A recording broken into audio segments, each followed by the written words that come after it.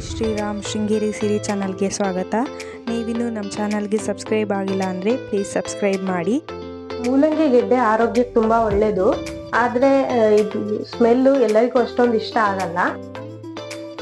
ನಾನು ಮೂಲಂಗಿ ಗೆಡ್ಡೆಯಿಂದ ಈಗೊಂದು ರೆಸಿಪಿ ಮಾಡ್ತಾ ಇದ್ದೀನಿ. ಈ ತರ ಮಾಡಿದ್ರೆ ಖಂಡಿತ ಎಲ್ಲರಿಗೂ ಇಷ್ಟ ಆಗತ್ತೆ.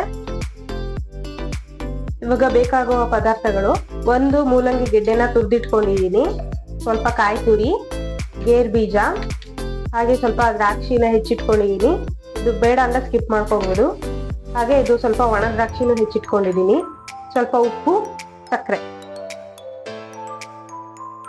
ರುಚಿಗೆ ತಕ್ಕಷ್ಟು ಉಪ್ಪು,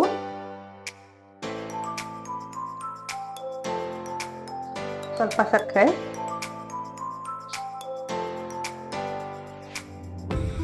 ಹಾಗೆ ಹೆಚ್ಚಿಟ್ಕೊಂಡಿರೋದೆಲ್ಲ ಹಾಕೊಳ್ತಾ ಇದ್ದೀನಿ.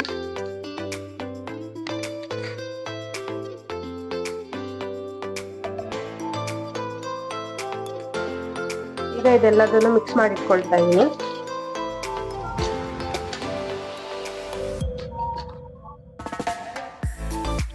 ಕಾಯಿ ತುರಿನ ಮಿಕ್ಸಿಗೆ ಹಾಕೊಳ್ತಾ ಇದ್ದೀನಿ, ತಿರ್ಸ್ಕೊಳ್ತೀನಿ.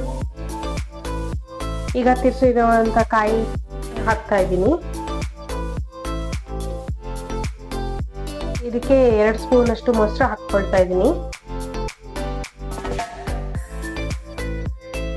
ಕೊನೆಯದಾಗಿ ಒಗ್ಗರಣೆನ ರೆಡಿ ಮಾಡ್ಕೊಳ್ಳೋಣ.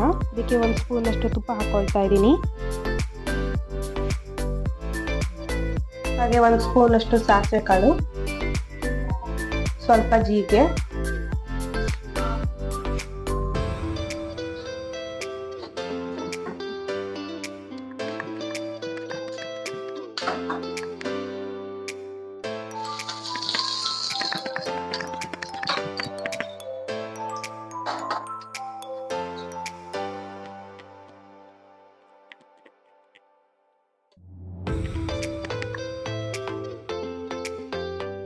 ತುಂಬಾ ಸಿಂಪಲ್ ಆಗಿ ಮಾಡುವಂತಹ ಮೂಲಂಗಿ ಮತ್ತೆ ಡ್ರೈ ಫ್ರೂಟ್ ಸಾಸ್ ರೆಡಿ ಆಗಿದೆ.